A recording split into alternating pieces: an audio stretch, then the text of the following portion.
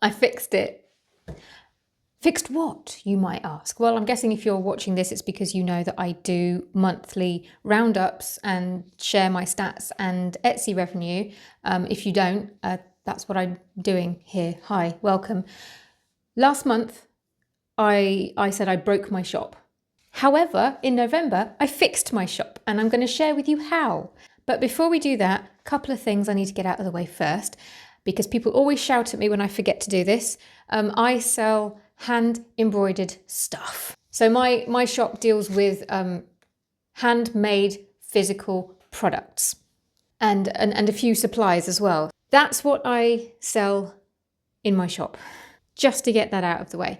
The second thing to get out of the way is that the reason I'm doing this is because I discovered back in spring of this year, 2022, that my shop was taking up a lot of my time and energy and it wasn't giving me enough in terms of profit to make it worth my time. So I was like, right, I'm giving it until the end of the year, and if it hasn't started paying for itself, I've finished.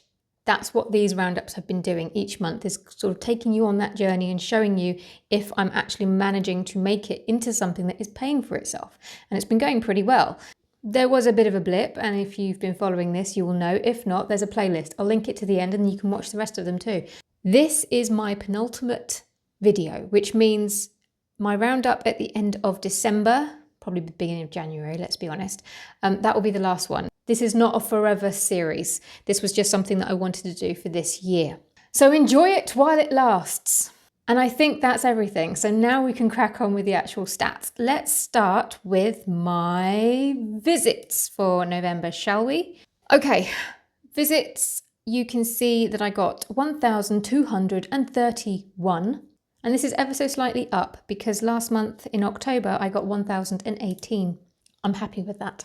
Although I shouldn't be surprised because this month I put a lot more effort into driving my own traffic. So orders, this is a bit more like it. You can see that I started off the month with the blip continuing and then it started to pick up again. We're ending on a bit of a blip, but we're going to ignore that for now. I have been distracted with videos and Vlogmas for the past week, and I have taken my foot off the gas in terms of promoting this shop. That's the problem when you have a shop and a YouTube channel. They are two very different jobs, and they are jobs. So it does tend to be that when you focus on one, the other one gets a little bit neglected. So that's my excuse and I'm sticking to it. But otherwise, you can see it's a bit more of a healthy month. I got 13 orders compared to 6 last month, which I was not happy with. And now for the one that we're all interested in, revenue. Well, let's just remember what I got last month. It was a whopping £55. But like I said, I broke my own shop, so I couldn't exactly be mad about it. This month, I got £236.30p. Much better. Thank you. Although I don't share my profits or my Etsy fees in these videos, I can say that I've hit my profit goal again this month, and I've gone past it, to be fair, which I would expect given that it is November, Q3, coming up to the holiday season. And my Etsy fees have reflected that, but they're no more than I would have expected, but they are more than it would cost me to have my own website now. So I've mentioned in the past that I'm going to get my own website. I need to crack on with that. New year, it's happening. It will, yes. What's the next thing I do in these videos? Somebody remind me. Oh yes, I show you my external sources of traffic. I only focus on the external sources of traffic because I don't particularly trust Etsy stats. They're a good guide for me in this way, but for the most part, they're creative and we'll leave it at that. But this I always find interesting because it's just sometimes you get traffic from sources that you weren't expecting and it can just be interesting. Right, YouTube, as always, is my top, I want to say bringer of traffic, driver of traffic. You will have to forgive me. I've been filming all day. I'm doing Vlogmas on my other channel, so I'm kind of talked out, hence the mistakes. Please bear with me. Okay, YouTube brought me in 302 visits compared to last month, and it was 242.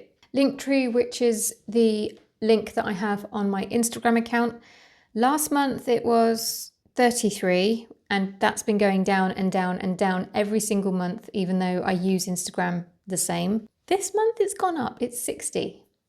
I have been more active on Instagram, but not hugely. I don't post reels. I did one Christmassy one because my daughter wanted to do one recently, but other than that, I just don't. I do grid post, photos, static photos, no music, nothing, and stories, and that's it. I refuse to use it in any other way. It's just the way I like it. Mobile YouTube, 8 visits. TikTok, this was interesting. Now, at the start, when I started doing these videos, I always used to get a couple of miscellaneous TikTok visits, which is interesting because I have an account. I don't post anything ever. I tried way back, it just didn't stick. So the fact that you can get organic traffic from TikTok, even when you do absolutely nothing for a prolonged amount of time, does hammer home just what an opportunity that platform is for visits and perhaps for sales as well. And I know it's something that if I focused some more time on, I could probably see the results from it. I just can't seem to remove that block. Right, let's just bring you around here and we'll have a little chit chat. The reason why I think everything went up this month and why I essentially fixed my shop was because I added a new item and I promoted it hard. Etsy are hot on recency, and even though I got this item up very, very late, the fact that I promoted it hard, YouTube, Instagram, my mailing list, I was able to get them off to a really good start, and it did start getting Etsy's attention too. My problem with that is that you constantly have to be feeding the algorithm with new items that then have to make regular sales to get Etsy's attention. Before that point, you have to do all of this work, which goes without saying. It's not just Etsy. Anywhere online, you will need to do this work. But it just goes to show that you can get to a point where it makes more sense for you to put all of that effort in onto your own website than perhaps Etsy. But I think that explains why we saw a tail off from the consistent little beeps of sales towards the end of the month, because I took my foot off the gas in promoting my own items. And it does seem to be consistent now. I've noticed that whenever I stop promoting my items myself off of Etsy, the sales do dry up, and then they start up again when I'm active, which it kind of goes without saying, but there was a time when you could get the ball rolling with Etsy, and even if you took your foot off the gas, the ball would keep on rolling for a little while, which is mixing up two very different metaphors, but bear with me, I'm really tired. It feels to me, at least personally, that nowadays when you get the ball rolling, Etsy does keep it rolling, but it doesn't last as long, nearly as long. You have to keep on with that flipping ball, and it's a lot of hard work. So if you've got anything else going on,